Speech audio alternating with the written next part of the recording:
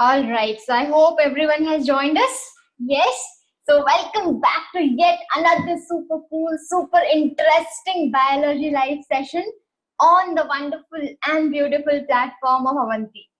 We are going to learn the most interesting chapter, right? Molecular basis of inheritance. Up to now, you might have the idea, right? What actually you are learning. So, what actually you are learning? You're learning about gene, DNA, like how it works, right? Up to now, we discussed about what? Replication, right? We learned about the structure of DNA, purine, pyrimidine, discovery of DNA, how it is a genetic material that we discussed. And last class, we were discussing about replication method. Yes? Yeah.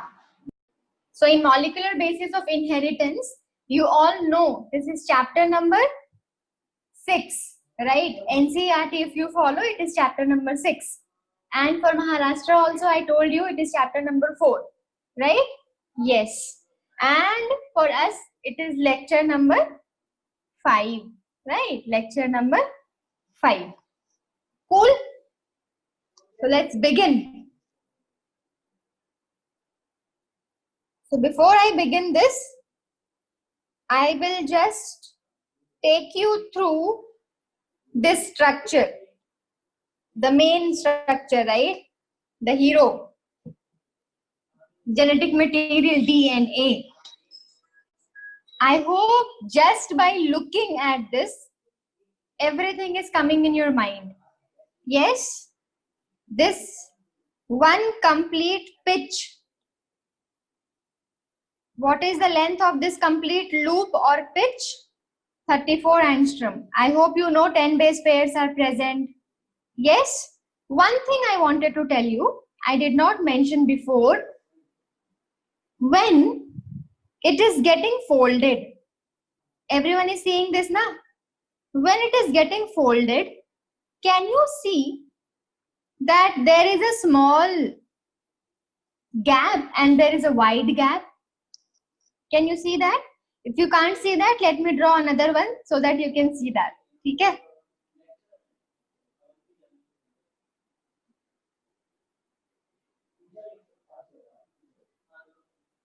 Okay?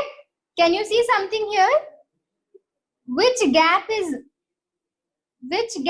pretending to be more? This gap or this gap? Groove is there ना, थोड़ा सा आपको गड्ढा की तरह कोई structure दिख रहा होगा, डीप स्ट्रक्चर. तो ये वाला बड़ा लग रहा है या ये वाला बड़ा लग रहा है? जल्दी से बताओ. जब भी फोल्डिंग होती है तो कुछ बड़े ग्रूव्स होंगे, कुछ छोटे ग्रूव्स होंगे. मैं ग्रूव, आपको पता है मैं क्या बोल रही हूँ? ग्रूव. ग्रूव का मतलब डिप्रेशन है ना. तो ये मान लो ए मैं बोलती हूँ, इसको बी बोलती हूँ. बताओ कौन सा बड़ा है, कौन सा छोटा है? बहुत लोगों ने आंसर कर दिया है. हाँ, राइट वाला, मतलब ए आपका बड़ा है. आप इसको मेजर ग्रूव बोलते हो और इसको बोलोगे माइनर ग्रूव. ठीक है? तो ये टर्म्स मैंने मेंशन नहीं किया था, तो मैं मेंशन कर दे रही हूँ अभी, ताकि आप बाद में कंफ्यूज नहीं हो. ठीक है? तो ये डीएनए से रिलेटेड था. अभी लास्ट क्लास हम सीख रहे थे रेप्लिकेशन प्रोसेस, राइट? रेप्लिकेशन. तो हम उसमें सीखे थे यस और नो में आंसर करना जल्दी जल्दी. ठीक है? हमने क्या सीखा था? जब भी एक नया डीएनए बनता है एक पेरेंट वाले डीएनए से, तो नए डीएनए में 50% पेरेंट का डीएनए होता है और 50% नया स्ट्रैंड होता है. यस या नो? जल्दी से बताओ. बहुत इजी कर दिया है मैंने. ध्यान से सुनो और यस और नो पे क्लिक करो. यस ना? हाँ, एवरीवन नोज दिस. परफेक्ट. चलो, अब मेरा दूसरा सवाल ये है आपसे, रेप्लिकेशन का डायरेक्शन 5 to 3 है. रेप्लिकेशन का डायरेक्शन 5 to 3 है. यस और नो? यस.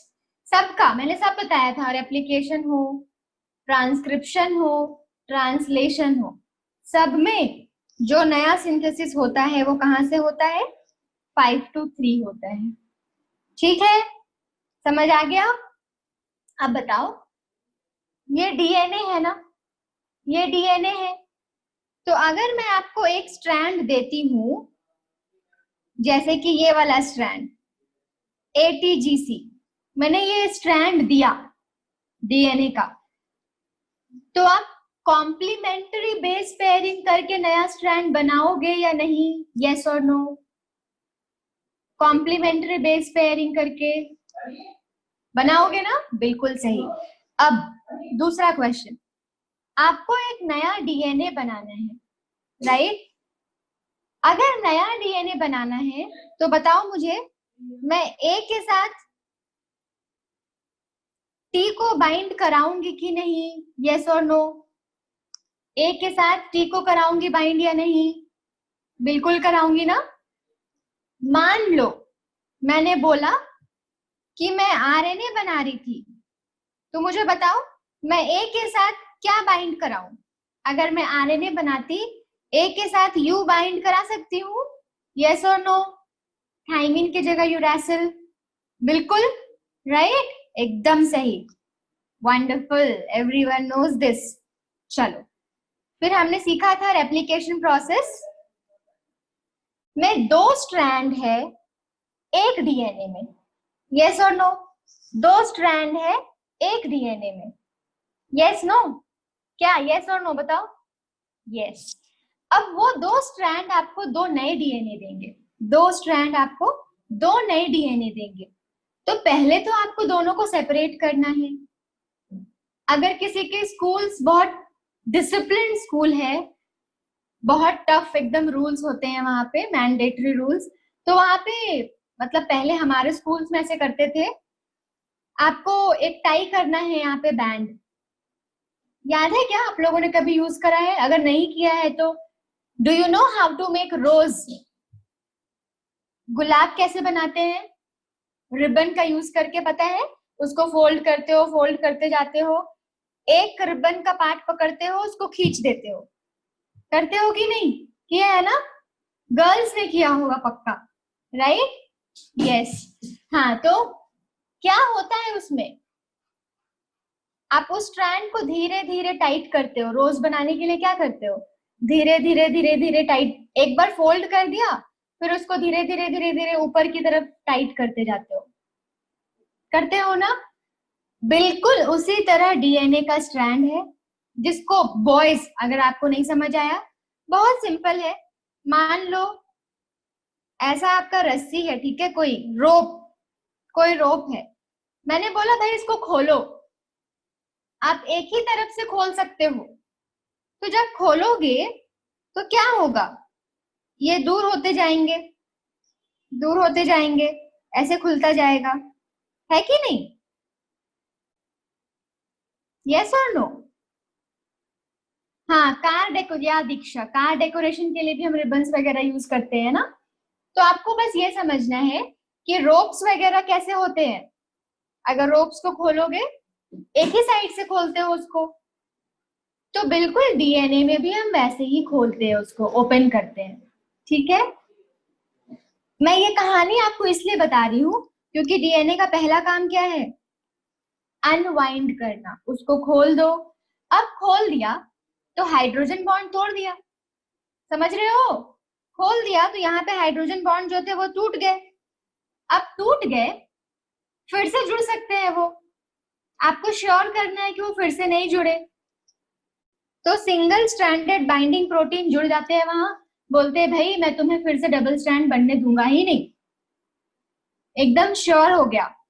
फिर क्या होता है, जैसे ही आप खोलने की कोशिश करते हो, यहाँ पे टेंशन बन जाता है ना, वो बहुत सारे धागा वहां पे फंस जाएंगे, तो उस टेंशन को रिलीज करने के लिए एक एंजाइम आता था, टोपो आइसोमेरेज या गाइरेज। हाँ बिल्कुल सही सोनम एंड तेजो, हाँ आई होप सबको पता है, जिन्होंने आंसर नहीं किया उनको भी पता है, राइट?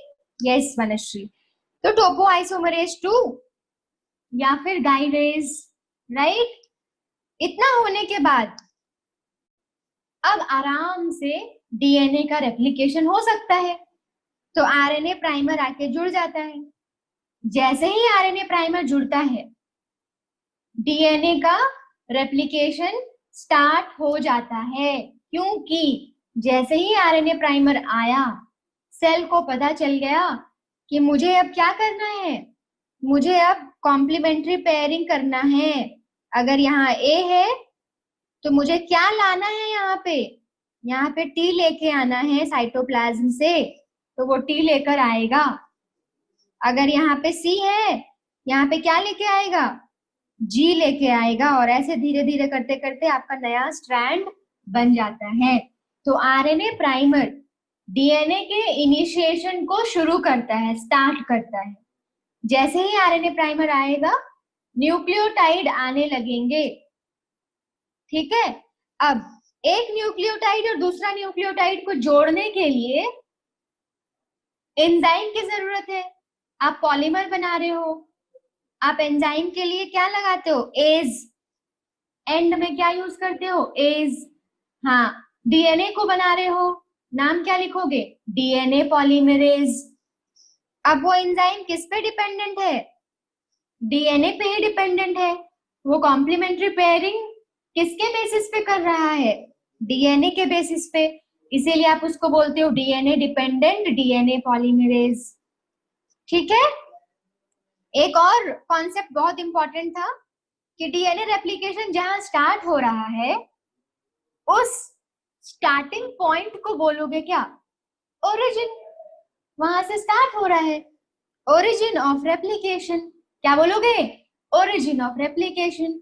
तो initiation of replication starts at origin of replication. ठीक है। फिर आरएनए प्राइमर आ गया है वहां पे।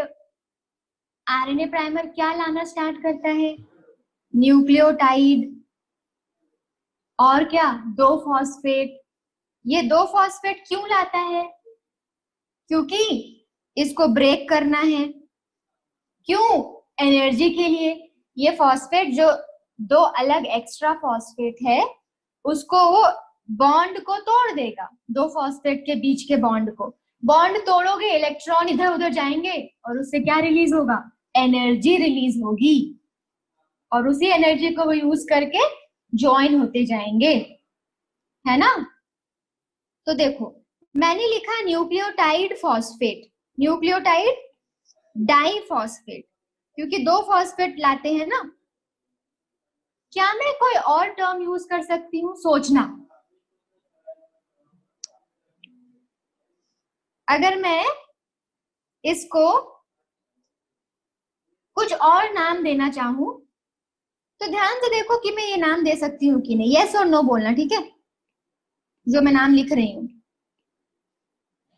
न्यूक्लियोसाइड, डीएनए बना रहे हैं तो डीऑक्सी लिख देते, डीऑक्सी न्यूक्लियोसाइड। ठीक है। न्यूक्लियोसाइड का मतलब, न्यूक्लियोसाइड का मतलब शुगर और नाइट्रोजनस बेस, है कि नहीं, शुगर और नाइट्रोजनस बेस। अगर मैं उसमें फॉस्फेट ऐड करती थी तो वो टाइड हो जाता था, है ना। तो अगर मैं डीऑक्सी न्यूक्लियोसाइड बोलूं, मतलब एक फॉस्फेट इससे बाहर आ गया, एक फॉस्फेट बाहर, 2 फॉस्फेट ऑलरेडी है। तो क्या मैं इसका ये नाम दे सकती हूँ, सुनो, डीऑक्सी न्यूक्लियोसाइड ट्राइफॉस्फेट। आपके बुक में यही लैंग्वेज में लिखा है, इसलिए मैं ये आपको बता रही हूँ, ठीक है, ताकि आप कंफ्यूज नहीं हो। कॉन्सेप्ट समझ आया ना। मैं ऐसे भी बोल सकती हूँ ना, डीऑक्सी न्यूक्लियोसाइड ट्राइफॉस्फेट, है ना। इसको शॉर्ट फॉर्म में लिख दो ऐसे, deoxy nucleoside triphosphate, dNTP, deoxy nucleoside triphosphate. देखो, ध्यान से सुनो, अगर मैं न्यूक्लियोटाइड बोल रही थी, इसका मतलब क्या है, प्लस फॉस्फेट। मैं बस क्या कर रही हूं, मैं इस फॉस्फेट को अलग कर दी, मैं इसका नाम नोमेनक्लेचर कर रही हूँ, नया नोमेनक्लेचर। मैंने न्यूक्लियोटाइड से फॉस्फेट को हटा दिया, ये फॉस्फेट जिसको हटाया उसको यहाँ ऐड कर दिया। तो पहले 2 फॉस्फेट थे, अब मैं इसको बोल सकती हूँ ट्राइफॉस्फेट, है ना, फॉस्फेट का काम खत्म। तो अब इस न्यूक्लियोटाइड को जिससे फॉस्फेट हटा दिया उसको न्यूक्लियोसाइड बोलोगे, है कि नहीं? मैंने वही नाम दे दिया यहाँ पे, देखो, न्यूक्लियोसाइड ट्राइफॉस्फेट, न्यूक्लियोसाइड ट्राइफॉस्फेट। ठीक है, अब ये कैसा न्यूक्लियोसाइड है? अगर डीएनए बन रहा है तो आप बोलोगे डीऑक्सी न्यूक्लियोसाइड, है ना, डीऑक्सी राइबो न्यूक्लियोसाइड, है कि नहीं? अगर ये आरएनए बनता तो आप इसको राइबो न्यूक्लियोसाइड बोलते, समझ रहे हो? क्योंकि शुगर आपका डीऑक्सी राइबो शुगर है ना, इसलिए मैं इसको डीऑक्सी राइबो न्यूक्लियोसाइड बोल रही हूं। इसका फॉस्फेट मैंने इसमें ऐड कर दिया, तो पहले 2 फॉस्फेट थे, मैंने एक और फॉस्फेट ऐड कर दिया, तो डीऑक्सी राइबो न्यूक्लियोसाइड ट्राइफॉस्फेट। समझ आया क्या? Everyone understood? अब्दुल, अभी, आफरीन, ऐश्वर्या, सबको समझ आया है ना? तो मैं इसको शॉर्ट फॉर्म में ऐसे लिख सकती हूँ, डीऑक्सी राइबो न्यूक्लियोसाइड ट्राइफॉस्फेट। इतना लंबा चौड़ा लिखने से अच्छा है मैं ऐसे लिख दूं, डीएनटीपी। ठीक है, तो जैसे ही आरएनए प्राइमर आता है डीएनटीपी आता है और वो ऐड होते जाता है किस एंजाइम के हेल्प से? DNA polymerase. वो डीएनए पॉलीमरेज डीएनए पे डिपेंडेंट है, तो उसका नाम क्या लिख दिया हमने? DNA dependent DNA polymerase. क्या सबको समझ आया? यही हमने लास्ट क्लास में सीखा था। Roshni is not able to hear me, क्या ये सबके साथ हो रहा है? Is everyone not able to hear me? सबको क्लियर है? रोशनी, एक बार आप मीटिंग लीव करो, फिर से ज्वाइन करो, you will be able to hear me.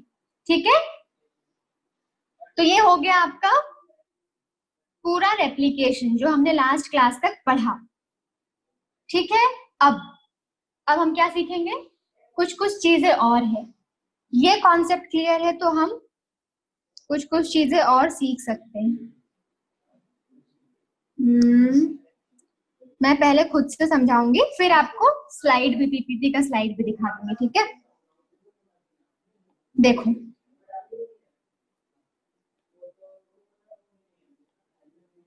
Three dash to 5 dash एक नया स्ट्रैंड बनेगा इससे, है कि नहीं? या फिर मैं इसको थोड़ा और मॉडिफाई करती हूँ, कुछ ऐसा कर देती हूँ।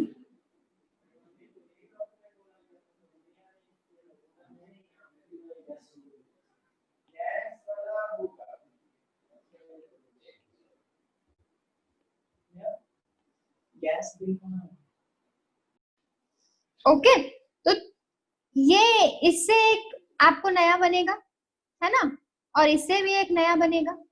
अब ध्यान से देखो इस चीज को, बहुत इंपॉर्टेंट है, ये बहुत इंपॉर्टेंट है। आपको साचा का मतलब पता है? आप गुजिया खाए हो? गुजिया, गुजिया, मुझे नहीं पता महाराष्ट्र में क्या बोलते हैं उसको। गुजिया खाए हो? गुजिया वो ऐसा कुछ शेप का होता है, ऐसा कुछ एक सांचा होता है, उस सांचे में आप डालते हो उसको, खोया भरते हैं उसमें और खोया डाल के उसको बनाते हैं। हाँ हाँ, ये तेजू जो होली में बनाते हैं, करंजी बोलते हो क्या उसको? हाँ करंजी, हमारे तरफ उसको गुजिया बोलते हैं, है ना।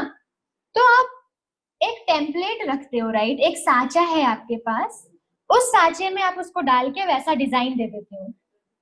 अगर ये नहीं समझ रहे तो आप ये समझो, आजकल फॉल्स सीलिंग का बहुत एग्जाम्पल आता है, राइट, फॉल्स सीलिंग सुना होगा ना, बैंक वगैरह में, घर वगैरह में भी आजकल यूज करते हैं, होटल में फॉल्स सीलिंग। अगर वो भी नहीं तो ये सोचो, है ना, प्लास्टर ऑफ पेरिस को यूज कर करके ऊपर में बहुत सारे डिजाइन बनाए जाते हैं आजकल वॉल्स पे।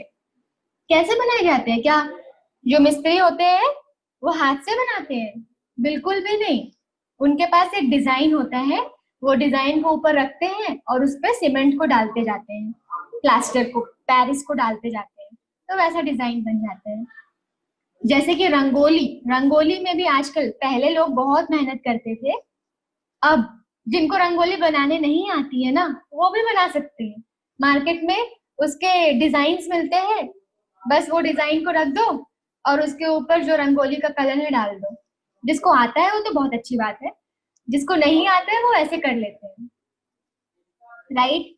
तो उसी तरह एक टेम्पलेट आपको मिलता है हर जगह, जैसे मेहंदी का डिजाइन के लिए भी एक टेम्पलेट मिलता है, राइट। आजकल डाल दो, छप जाएगा, राइट। तो क्या मैं बोल सकती हूँ ये दोनों टेम्पलेट के जैसा काम कर रहा है?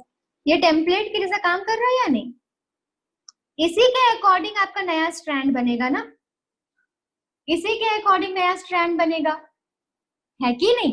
इसलिए हम इस स्ट्रैंड को क्या बोलते हैं? टेम्पलेट स्ट्रैंड बोलते हैं।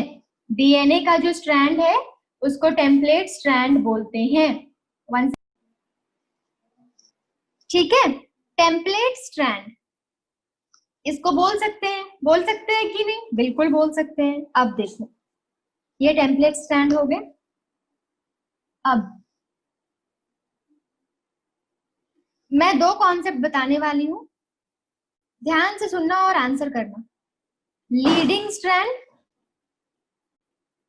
And lagging strand. Leading strand and lagging strand, ठीक है। अब देखो, आपका डीएनए कहां से बन रहा है बताओ मुझे।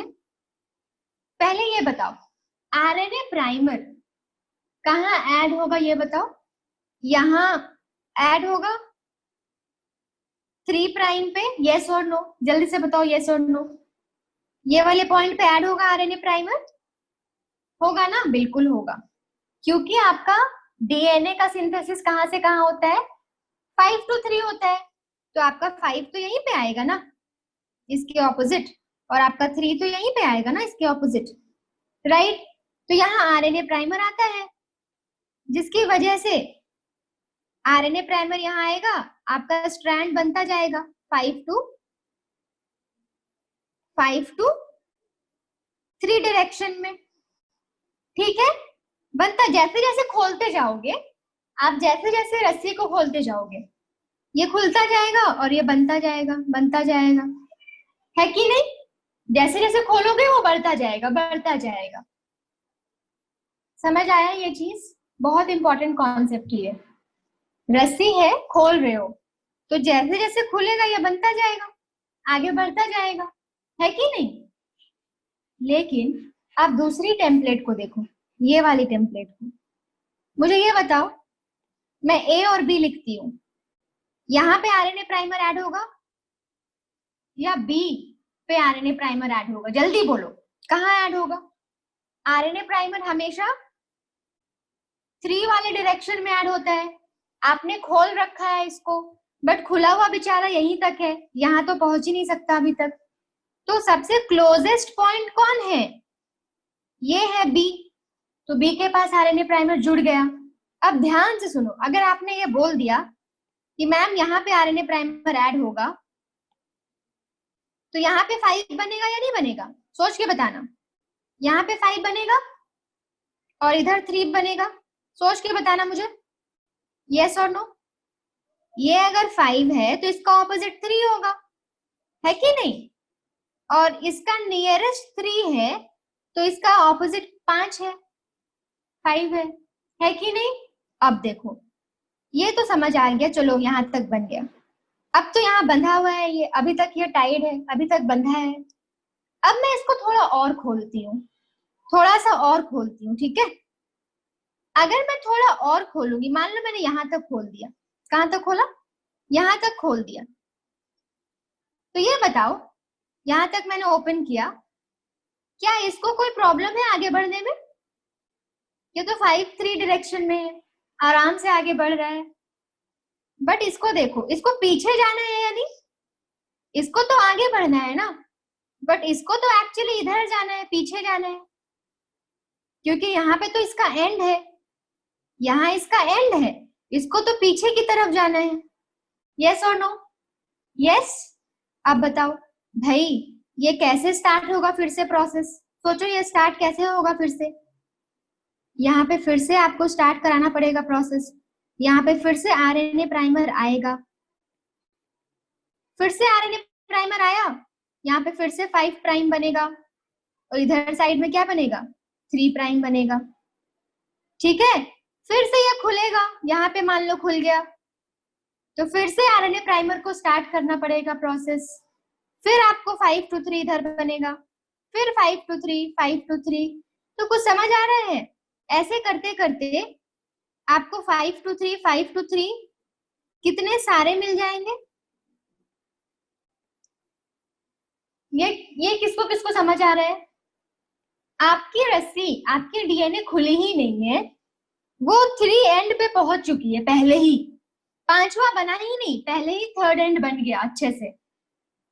तो भाई आपको बार बार ये वाला स्टार्ट करना है प्रोसेस, आपको ये प्रोसेस बार बार स्टार्ट करना पड़ेगा, बार बार 5वां स्ट्रैंड आपको लाना पड़ेगा। जितनी बार खोलोगे उतनी बार आरएनए प्राइमर लाओगे, फिर बनाओगे, जितनी बार खोलोगे फिर बनाओगे, खोलोगे बनाओगे, खोलोगे बनाओगे। लेकिन इसमें तो कोई प्रॉब्लम ही नहीं है, इसका तो इनिशिएशन कहाँ हुआ था? इसका तो स्टार्टिंग 5वें एंड पे ही हुआ था, तो इसका तो कोई प्रॉब्लम ही नहीं था। तो मुझे ये देख के बताओ कि यहाँ पे डीएनए फ्रैगमेंट मिल रहे हैं कि नहीं? ये वाले टेम्पलेट स्ट्रैंड पे, ये वाले टेम्पलेट स्ट्रैंड पे आपको बहुत सारे डीएनए फ्रैगमेंट मिल रहे हैं या नहीं? यस या नो पे क्लिक करो। मिल रहे हैं ना? बिल्कुल मिल रहे हैं। तो बताओ, किसी टाइम पे इसने इतना बना लिया और किसी टाइम पे इसने ऐसा बनाया, तो सबसे पहले नया वाला डीएनए कहाँ बना बताओ? एकदम अच्छा कंप्लीट डीएनए किसमें बना? ये वाले 3 to 5 टेम्पलेट स्ट्रैंड में या 5 to 3 टेम्पलेट स्ट्रैंड में? मैं ऐसे ए बी कर देती हूँ, ए आपका 3 to 5 है, 5 to 3 आपका बी है। ऊपर वाले में 3 to 5 में है कि नहीं? तो बताओ आगे कौन हुआ? आगे कौन सा स्ट्रैंड है बताओ? आगे का मतलब लीडिंग होता है या नहीं, और पीछे का मतलब लैगिंग होता है कि नहीं? समझ आ रहा है कुछ?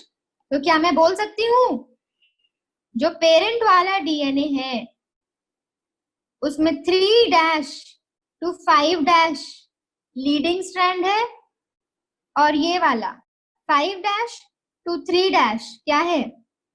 लैगिंग स्ट्रैंड है। क्या सबको समझ आ रहा है? Yes no? समझ आया ना? अब मैं जो नया वाला सिंथेसाइज हो रहा है मैं उसकी बात कर रही हूँ, ठीक है? अब जो नया सिंथेसाइज हो रहा है मैं उसकी बात कर रही हूँ। मुझे ये बताओ, ये वाला कंटिन्यूअस है, ए कंटिन्यूअस है या बी कंटिन्यूअस है? कौन सा स्ट्रैंड आपको कंटिन्यूअस दिख रहा है? ये वाला ए, इसका नाम मैंने ए दिया है, और ये वाला मैंने बी दिया है। तो बताओ कौन सा आपको कंटिन्यूअस दिख रहा है, ए या बी? ए दिख रहा है ना सबको? अच्छे से देख लो, फिर बाद में मत पूछना मुझसे। हाँ, तो ए आपका कौन सा स्ट्रैंड है? 5 to 3 वाला कौन सा स्ट्रैंड है? मतलब क्या ऐसा आप कनेक्ट कर पा रहे हो कि लीडिंग स्ट्रैंड में जो नया सिंथेसिस होगा वो कैसा होगा? वो कंटिन्यूअस स्ट्रैंड होगा। समझ रहे हो ना? कंटिन्यूअस स्ट्रैंड होगा। और लैगिंग स्ट्रैंड में जो नया सिंथेसिस होगा उसके स्ट्रैंड कैसे? Discontinuous strand. क्या ये सबको समझ आ रहा है? यस? पता है ये जो डिसकंटिन्यूअस स्ट्रैंड होते हैं, ये जो आपको डिसकंटिन्यूअस स्ट्रैंड मिले हैं यहाँ पे ऐसे वाले 5 to 3, इसको क्या बोलते हैं? इस फ्रैगमेंट को क्या बोलते हैं? Okazaki fragments. Yes Teju, Okazaki fragment. ठीक है, ओकाजाकी फ्रैगमेंट। Got it? इसमें कुछ समझाने का नहीं है, मतलब इस फ्रैगमेंट का नाम दिया है ओकाजाकी। अगर मेरा नाम नेहा है तो मैं समझा नहीं सकती कि मेरा नाम नेहा क्यों है, राइट? बस आपको ये जानना है इस फ्रैगमेंट को बोलते हैं ओकाजाकी फ्रैगमेंट। थोड़ा हाई फाई नाम है, ओकाजाकी फ्रैगमेंट, है ना? ठीक है, ओकाजाकी फ्रैगमेंट। लेकिन अभी तक हमारा काम कंप्लीट नहीं हुआ है भाई। ऐसे थोड़ी नया डीएनए बनेगा, ऐसे नया डीएनए बनेगा क्या? ये तो बन गया, चलो ये तो समझ आया, एक डीएनए तो बन गया, एक तो मैंने बनवा लिया, है ना? ये तो कंप्लीट है आपका, एक नया बन चुका है। लेकिन ये वाला दूसरा वाला तो नहीं हुआ अभी तक, अभी तक टूटे फूटे हैं ये, इसको जोड़ना है। जोड़ोगे कैसे? जोड़ोगे कैसे? डीएनए को जोड़ना है, डीएनए के फ्रैगमेंट को जोड़ना है। कैसे जोड़ोगे? लाइगेज एंजाइम से जोड़ोगे। इसके बीच के जो गैप्स है किस एंजाइम से जोड़ोगे? किस एंजाइम से जोड़ोगे? DNA ligase. लाइगेज। चलो सबको पता है ये चीज, जिनको पता नहीं था आज पता चल चुका है, राइट? यस। तो इस तरह से आपको एक डीएनए से 2 डीएनए मिल जाते हैं। ठीक है, समझ आया? डीएनए लाइगेज से अगर उसको जोड़ दोगे तो वो भी एक कंप्लीट स्ट्रैंड बन जाएगा, राइट? ये आपका कंप्लीट रेप्लिकेशन का प्रोसेस है।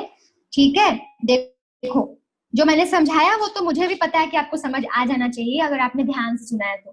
ठीक है, बाकी जैसे कि ये सब जो स्लाइड्स में है, देखो स्लाइड्स में कुछ कुछ चीजें दी हुई हैं, मैंने जो भी बोला है ना वो स्लाइड में कुछ कुछ लिखा है, तो आपका मन करे तो आप इसको पढ़ लेना। ठीक है, तो यहां तक आई होप सबको समझ आ गया होगा। ठीक है, एवरीवन अंडरस्टूड रेप्लिकेशन प्रोसेस? इसमें बहुत सारी चीजें हो सकती हैं जो आपके बुक में मेंशन नहीं होगी, बट आपको शायद समझने में इजी हुआ होगा जो भी मैंने चीजें बताई है आपको, राइट? यस। अब आप बुक पढ़ोगे तो आपको लगेगा कुछ है ही नहीं बुक में, राइट? अब जो ये चीज है इसका प्रूफ दिया गया कि नहीं जो चीज हो रही है वो सच में हो रही है, तो उसका एक्सपेरिमेंटल प्रूफ दिया गया। एक्सपेरिमेंट किया गया और एक्सपेरिमेंट से प्रूफ करके बताया कि यस जो डीएनए है वो सेमी कंजर्वेटिव प्रिंसिपल को फॉलो करती है। मतलब आधा पुराना डीएनए और आधा नया डीएनए, 50% पेरेंट का डीएनए और 50% नया स्ट्रैंड। तो इसका एक एक्सपेरिमेंटल प्रूफ आया था। एक एक्सपेरिमेंटल प्रूफ 2 लोगों ने दिया था, मेसेल्सन एंड स्टाल। किसने दिया था? Meselson and stall. तो हम अब वो सीखेंगे। The experimental proof of replication. Experimental proof of replication, okay? मतलब एक्सपेरिमेंट होने वाला है कुछ। तो ये एक्सपेरिमेंट बहुत ही इजी है, कुछ भी नहीं है इस एक्सपेरिमेंट में। उन्होंने किस पे एक्सपेरिमेंट किया पता है? बैक्टीरिया लिया। कौन सा? इकोलाई। फेवरेट बैक्टीरिया यही है सबका, इकोलाई। किसने? Meselson and stall. सब कुछ पता है हमें। ये क्या प्रूफ करने वाले ये भी पता है। क्या प्रूफ करेंगे? Semi conservative nature of semi conservative nature of DNA replication. ठीक है, ये भी हमें पता है, बट हमें जानना पड़ेगा ना वो कैसे किए। हाउ, हाउ का आंसर ढूंढते हैं। ठीक है, क्या लिया, क्या था, ई कोलाई। अब ध्यान से देखो, ई कोलाई का जो जेनेटिक मटेरियल था, उन्होंने उसमें कुछ कुछ किया, कुछ किया। ले लिया एक बीकर, उसमें क्या किया, ई कोलाई को ले लिया, बहुत सारे ई कोलाई को ले लिया, और क्या किया, इस ई कोलाई को ग्रो कराया। पता है किसमें, कौन से नाइट्रोजन में, नाइट्रोजन 15। इसको बोलते हैं हैवी नाइट्रोजन। क्या बोलते हैं, हैवी नाइट्रोजन। क्या बोलते हैं, हैवी नाइट्रोजन। ठीक है, जनरली जो आप पढ़ते हो ना नाइट्रोजन, हाइड्रोजन, हीलियम, लिथियम, सब पढ़ते होगे, तो नाइट्रोजन का नंबर 7 आता है, राइट। कार्बन, नाइट्रोजन, तो उसका मास नंबर क्या होता है, 14 होता है, राइट वनश्री। हाँ, उसका मास नंबर 14 होता है। लेकिन हम आइसोटोप ऑफ नाइट्रोजन को देख रहे हैं। आइसोटोप का मतलब ये होता है, इन जनरल जैसे कि नाइट्रोजन का मास नंबर होता है 14, एटॉमिक नंबर होता है 7, है ना।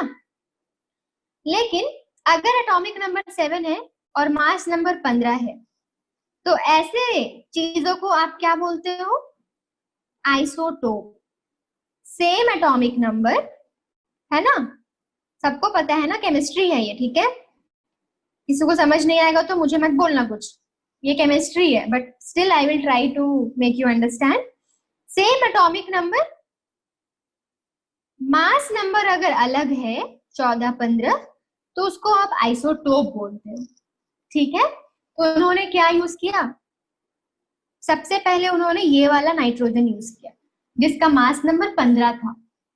तो इसका 14, इसका 15, 14, 15, तो हैवी कौन हुआ, ये वाला हैवी हुआ ना। सोचो, सोचना ध्यान से, ये वाला हैवी हुआ या नहीं हुआ, 14 है, ये 15 है, यस नो बोल दो, हुआ ना। इसलिए इसको हम बोलते हैं हैवी नाइट्रोजन। कैसा आइसोटोप है ये, हैवी नाइट्रोजन। समझ में अब आ गया होगा, राइट। तो देखो, डीएनए में ना नाइट्रोजन पाया जाता है, सबको पता है ना, नाइट्रोजनस बेस पाया जाता है। याद है या ऐसा भूल गए, नाइट्रोजनस बेस पाया जाता है। तो नाइट्रोजनस बेस के लिए नाइट्रोजन की जरूरत तो पड़ती ही है ना। तो उन्होंने क्या किया, ई कोलाई को कौन से नाइट्रोजन दिए, कौन सा नाइट्रोजन दिया, जिसका मास नंबर 15 था। ठीक है, तो पहले उन्होंने ई कोलाई को ग्रो कराया, कौन से नाइट्रोजन देके, नाइट्रोजन 15 को देके। तो इससे क्या हुआ पता है, उनका जो डीएनए था, उनके डीएनए में कौन सा नाइट्रोजन आएगा बताओ, उनका डीएनए नाइट्रोजन होगा ना उसमें, तो उनके डीएनए में कौन सा नाइट्रोजन आ जाएगा, जो दिया गया उनको, कौन सा नाइट्रोजन दिया गया, हैवी दिया गया, हैवी आइसोटोप ऑफ नाइट्रोजन दिया गया, है कि नहीं, हैवी आइसोटोप ऑफ नाइट्रोजन। तो मतलब ई कोलाई का डीएनए कैसा बना दिया उन लोगों ने, N15। डीएनए डबल स्ट्रैंडेड होता है ना, तो चलो मैं बना देती हूँ ऐसे करके, यहाँ लिख देती हूँ N15, N15। पहला उनका मेथड ये था, उन्होंने ऐसे ग्रो कराया। उसके बाद क्या किया पता है, उसके जेनेटिक मटेरियल को सेंट्रीफ्यूगेशन किया।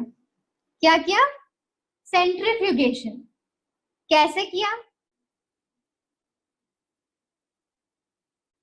सीजियम क्लोराइड लिया। क्या लिया, सीजियम क्लोराइड, डेंसिटी सेंट्रीफ्यूगेशन किया। घबराओ मत, ठीक है, मैं बताऊंगी सब कुछ, डरना नहीं कि क्या है ये। अब देखो, डेंसिटी का मतलब क्या बताओ? आइस पानी में फ्लोट क्यों करता है? आइस पानी में फ्लोट क्यों करता है? ठीक है तेजू, थैंक यू। हाँ, आइस पानी में फ्लोट क्यों करता है? CaCl2। हाँ, आइस पानी में फ्लोट इसलिए करता है क्योंकि उसका डेंसिटी पानी से कम है। यस और नो? है कि नहीं? तो देखो, उन्होंने डेंसिटी सेंट्रीफ्यूगेशन किया तो क्या होगा बताओ? एक ट्यूब ले लिया, डेंसिटी सेंट्रीफ्यूगेशन किया, मीडियम क्या लिया? Caesium chloride. तो बताओ मुझे, इसका जो जेनेटिक मटेरियल है वो कहाँ सेटल होना चाहिए? ये हैवी है ना, तो बताओ मुझे, ये नीचे होना चाहिए या मिडिल होना चाहिए या ऊपर आना चाहिए? इसका डेंसिटी कहाँ जाना चाहिए बताओ? नीचे जाना चाहिए ना, बिल्कुल बिल्कुल सही। तो आपका जेनेटिक मटेरियल कुछ यहाँ पे कलेक्ट हो जाएगा। N15। मैंने N15 इसलिए लिखा है क्योंकि दोनों स्ट्रैंड में कैसा नाइट्रोजन है? हैवी नाइट्रोजन है। मैंने ऐसे इसलिए लिखा है, 2 बार लिखा है, क्या बताने के लिए? इसके दोनों दोनों के दोनों स्ट्रैंड में क्या है? N15 है। समझे? तो उनके पास ये सेटअप था। सबको सेटअप समझ आया? सबसे पहले उन्होंने ई कोलाई को ग्रो कराया, कहाँ? हैवी नाइट्रोजन में। मतलब इतनी बार ग्रो कराया कि उनके सारे डीएनए में कौन सा नाइट्रोजन आ गया? N15 आ गया। अब उसको सेंट्रीफ्यूगेशन करा दिया, क्या यूज करके? सीजियम क्लोराइड को। जब सेंट्रीफ्यूगेशन कराया, हैवी था, तो वो कहाँ सेटल हो गए? नीचे सेटल हो गए। कहाँ सेटल हो गए? नीचे सेटल हो गए। ठीक है, ये उसका फ्रेम है, मतलब ये सेटअप है। समझ आया? इससे तो कुछ प्रूफ नहीं हुआ अभी तक। Semi conservative nature of DNA replication, वो प्रूफ अभी तक नहीं हुआ। ये पहला स्टेप है उनका। अब देखो, अब उन्होंने क्या किया? फिर से इकोलाई लिया। दूसरा स्टेप देखो, वो पहला स्टेप था, इकोलाई लिया। कौन सा था उनके पास इकोलाई? नाइट्रोजन 15। नाइट्रोजन 15 ऐसे ऐसे भी बना सकते हो समझने के लिए, 2 स्ट्रैंड। अब देखो, इसके सेकेंड, हाँ श्रुति, इसके सेकेंड जनरेशन में उन्होंने क्या किया? बीकर ले लिया और पता है कौन सा नाइट्रोजन दिया? यहाँ पे उन्होंने ट्रिक किया। कौन सा नाइट्रोजन दे दिया?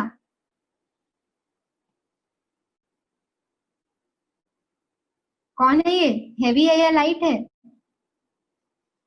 Light nitrogen, N14। कौन सा आइसोटोप यूज किया? हल्का वाला, जिसका मास नंबर 14 था, जिसका मास नंबर 14 था। ठीक है, अब देखो यहां से मैजिक, ध्यान से सुनो everyone, put your whole soul and mind over here. ठीक है, अब मेरे पास जो ई कोलाई का डीएनए है वो क्या है? N15 है, N15 है। अब ये रेप्लिकेट करेगा, रेप्लिकेट करता है ना ई कोलाई, कितने देर में? 20 मिनट में। तो 20 मिनट्स में अगर एक ई कोलाई था तो वो कितने बन गए? 2 बन गए। 20 मिनट्स में एक से वो 2 बन गए। ठीक है, एक से वो 2 बन गए। अब इसके बाद, मतलब मैं एक एग्जाम्पल दी हूं, जितने भी इकोलाई होंगे, हर इकोलाई 20 मिनट्स में डबल हो जाएगा। ठीक है, अब इसके बाद कुछ दिख तो नहीं रहा उनको ना कि कौन सा नाइट्रोजन है, कुछ नहीं दिख रहा उनको। तो उन्होंने फिर से अपना रामबाण यूज किया और क्या किया? Density centrifugation. अब मैं बताऊंगी नहीं कि होना क्या चाहिए, आप मुझे बताओगे। मान लो लिया बीकर या टेस्ट ट्यूब लिया और क्या किया? सेंट्रीफ्यूगेशन कर दिया। तो मुझे बताओ, आपको मैं ABC लिख देती हूँ। ये है N15, N15, ये होगा आपका N14 N15 बीच में, ठीक है, हाइब्रिड। ये होगा आपका N14 N14, ठीक है। तो ये कंप्लीट लाइट वाला हो गया। इसमें क्या है, एक स्ट्रैंड हैवी है और एक लाइट है, तो हाइब्रिड बोल सकती हूँ मैं। इसमें दोनों ही हैवी है। चलो अपने दिमाग से मुझे बता दो, ABC कहाँ मिलेगा आपको? यहां से आपको जो भी मिल रहा है वो क्या मिलेगा बताओ? बी में मिलेगा, ए में मिलेगा या सी में मिलेगा? ध्यान से सोचना फिर बताना। ए में, बी में, सी में। चलो बहुत लोगों ने सही आंसर किया है, तो आई एम वेरी हैप्पी। कुछ लोगों ने गलत किया है, लेकिन कोई बात नहीं है, आपने ट्राई किया है, बहुत अच्छी बात है। अब आप देखो, मैं फिर से समझाती हूँ इसको। बहुत लोगों ने सही आंसर किया है। आपके पास क्या है देखो ध्यान से, N15 N15। अब मैं बोल रही हूँ ये रेप्लीकेट हो रहा है। रेप्लीकेट हो रहा है मतलब क्या? इसको सेपरेट कर दो, सेपरेट कर दिया, N15 N15। अब इसके पास नया स्ट्रैंड बनेगा, पढ़े हो ना, इसके पास नया स्ट्रैंड बनेगा, है कि नहीं? नया स्ट्रैंड बनने के लिए आपने मीडियम क्या दिया है, कौन सा नाइट्रोजन दिया है? मीडियम में कौन सा नाइट्रोजन दिया है? 14 दिया है ना। तो जो नया नाइट्रोजन बनेगा, ध्यान से सुनो, जो नया नाइट्रोजन बना, जो डीएनए नया बना, उसमें कौन सा नाइट्रोजन आएगा? जो नया डीएनए बना उसमें कौन सा नाइट्रोजन आएगा? जो आपने दिया है। आपने क्या दिया है? N14 दिया है। क्या दिया है? N14 दिया है। कुछ समझ आ रहा है? तो अगर आप इसका सेंट्रीफ्यूगेशन करोगे तो क्या ये यहाँ पे आएगा, नीचे आएगा? सोचो, ये ना ही पूरा भारी है ना ही पूरा हल्का है, ये समवेयर बीच में आएगा कि नहीं आएगा? सोचो, अब सोच के बताओ मुझे कहाँ जाएगा ये। अगर मैंने N15 वाले को N14 के साथ मिला दिया, तो बताओ रेप्लिकेशन होने के बाद आपको, मतलब एक रेप्लिकेशन, मैंने बोला एक बार रेप्लिकेशन हुआ तो कहाँ आएगा? यहाँ आएगा, यहाँ आएगा, यहाँ आएगा? बताओ, बी में आएगा, सी में आएगा या ए में आएगा? सोच के बताना फिर से। तो बहुत लोगों ने, सबने ऑलमोस्ट सही आंसर किया है, बी में आएगा ना। सबको समझ आ रहा है? चलो अब थोड़ा सा और डिफिकल्ट क्वेश्चन पूछूं, कर लोगे आंसर? चलो, अब मैं ना, ये तो एक रेप्लिकेशन था ना, बताओ, ये 20 मिनट्स में एक रेप्लिकेशन हुआ, 20 मिनट्स में एक रेप्लिकेशन हो गया और आपको ये रिजल्ट मिला। मान लो मैंने पूछा कि भाई एक और 20 मिनट्स देख लो, अभी भी मीडियम मैंने क्या दिया है? N14 दिया है। चलो मैं क्वेश्चन को ऐसे यहाँ पे अच्छे से बना देती हूँ।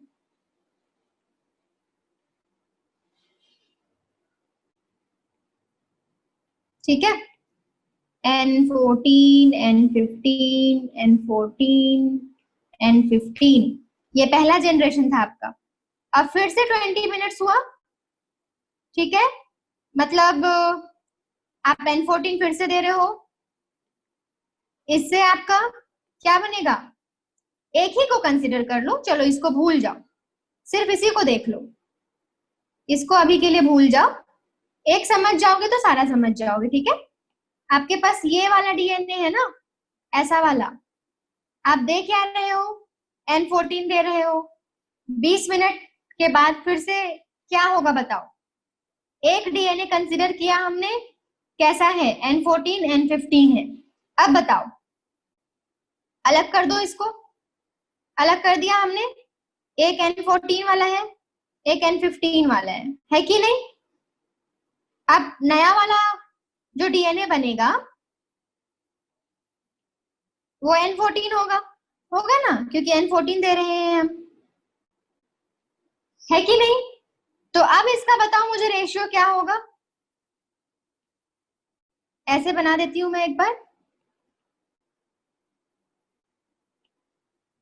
अगर आप इसको ध्यान से देखोगे तो एक आपका बना कैसा, एक आपका बना N15 N14 और एक बना N14 N14।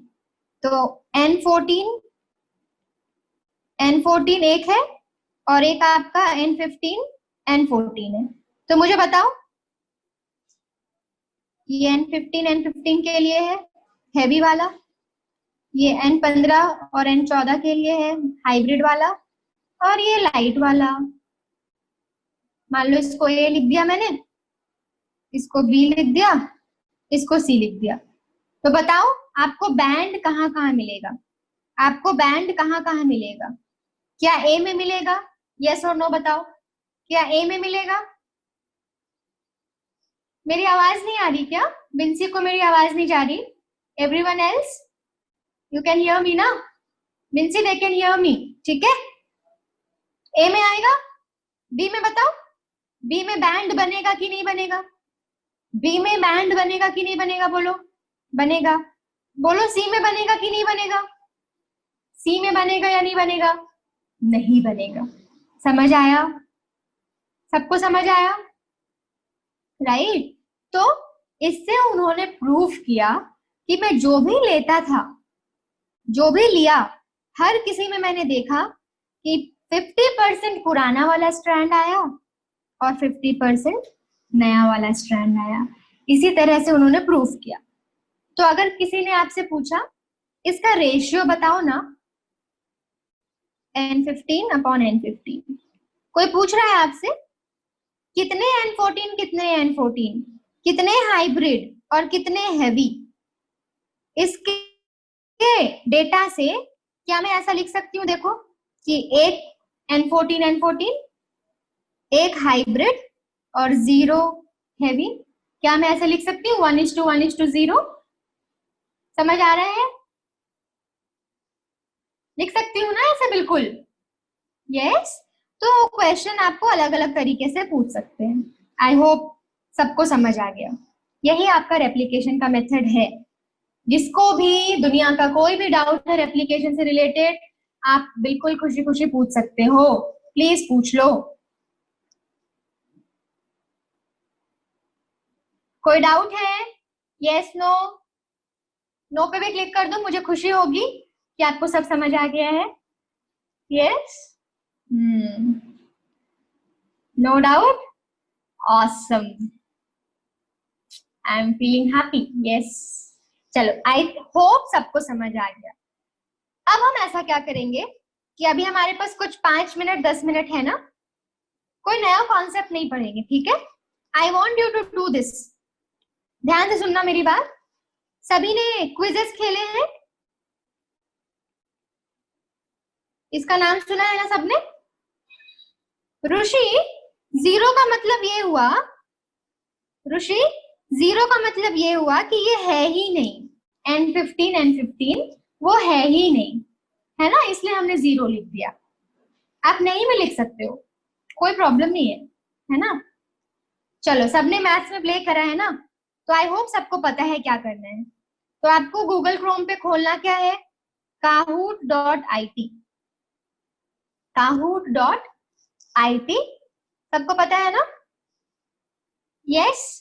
तो can you all go for it, kahoot.it, इस पे क्लिक करना। फिर वो आपसे पूछेंगे गेम का पिन, तो गेम का pin I will tell you, वो गेम पिन डाल देना, ठीक है। उसके बाद वो आपका नाम पूछेंगे, अपना नाम एंटर कर देना, ठीक है। फिर वो कुछ निक नेम पूछेंगे, कुछ भी डाल देना, 1 2 3 जो मन करे वो डाल देना, ठीक है। बट अच्छे वर्ड्स डालना, उल्टे पलटे वर्ड्स मत डालना, ठीक है, क्योंकि मुझे दिखेगा वो, सबको दिखेगा वो, ठीक है। स्टार्ट करें क्या, has everyone followed me what I said, start करें। कुछ क्वेश्चंस करेंगे हम, रेप्लिकेशन अभी तक हमने जो पढ़ा ना उस पे कुछ क्वेश्चंस करेंगे, ठीक है। चलो let us start then, I should also be ready ना। कहाँ गया क्रोम, यहाँ है क्रोम, ठीक है, आपका आप क्लास 12th में हो ना? यस, क्लास 12th में हो। बायो पढ़ रहे हैं हम, मॉलिक्यूलर बेसिस पढ़ रहे हैं हम, पढ़ तो रहे हैं। चलो, yes, I am ready to गो।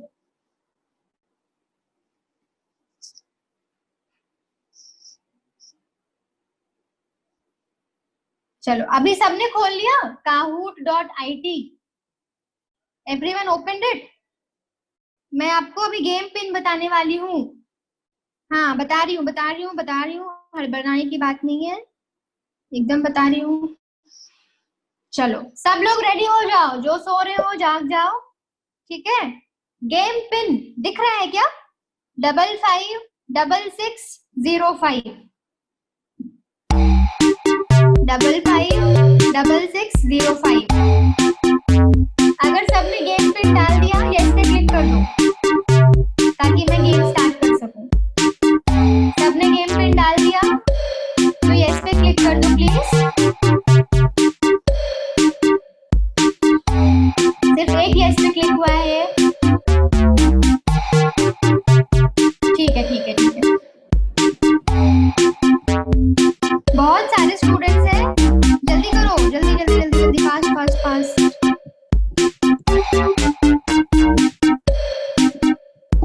आयशा का नाम निकनेम बहुत अच्छा रखा है।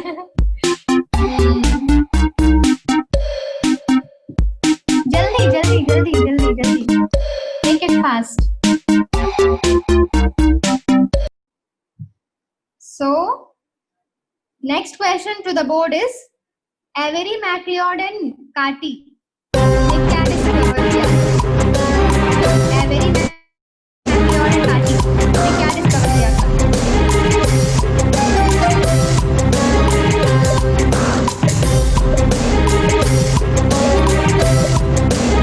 Option A, S plain naturally transform हुए थे।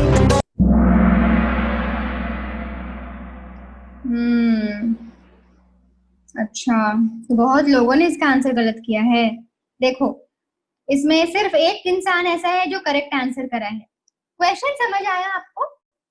एवेरी, मैक्लियोड और कार्टी ने क्या डिस्कवर किया था? उन्होंने अलग अलग एंजाइम्स यूज किए ना, राइट? जब उन्होंने आरएनए को खराब किया, जब आरएनए को हटा दिया तो ट्रांसफॉर्मेशन हुआ, राइट? जब प्रोटीएज यूज किया, प्रोटीन हटा दिया, फिर भी ट्रांसफॉर्मेशन हुआ।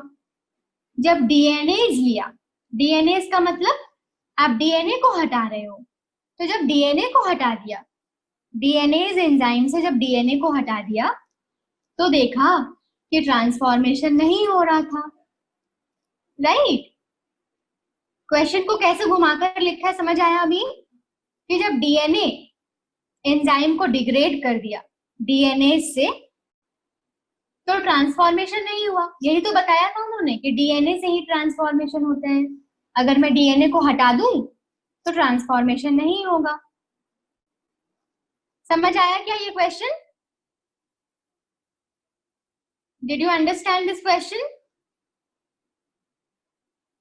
या okay, can we go to the next?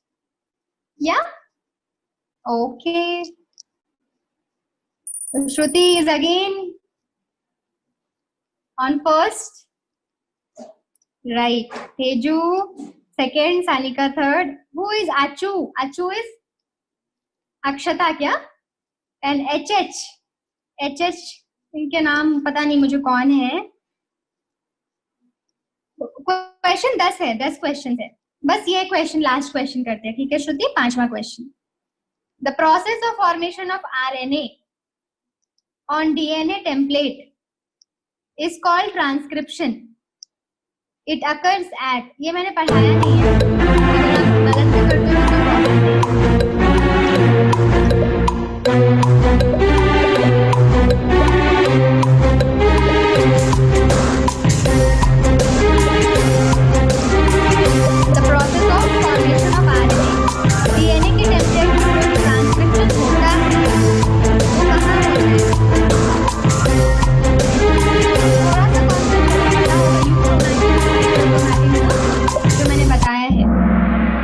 लोगों ने आंसर किया है 6, मतलब 6 लोगों ने आंसर किया है यूक्रोमैटिन, और वही सही आंसर है। जब मैं पढ़ा रही थी तो मैंने बताया था ना आपको कि यूक्रोमैटिन ही आरएनए देता है कि नहीं? हेट्रोक्रोमैटिन एक्टिव नहीं होता है, यूक्रोमैटिन एक्टिव होता है। तो जब डीएनए से आरएनए बनेगा तो कौन कौन हेल्प करेगा?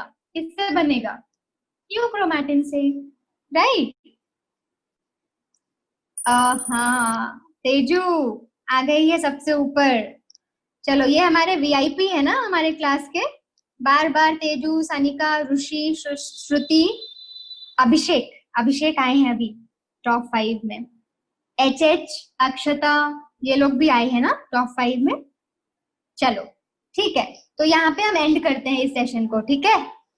Cool, yes, all right. So this is how we have learned replication. कल हम स्टार्ट करेंगे transcription. Tomorrow we will be starting what? Transcription. तो ट्रांसक्रिप्शन में क्या है? डीएनए से कैसे आरएनए बनता है, दैट वी विल लर्न, ठीक है?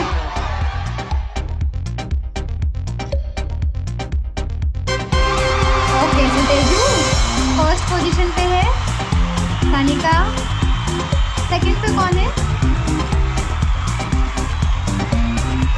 Teju, Sanika and Rishi, right? They are top 3, है ना? राइट?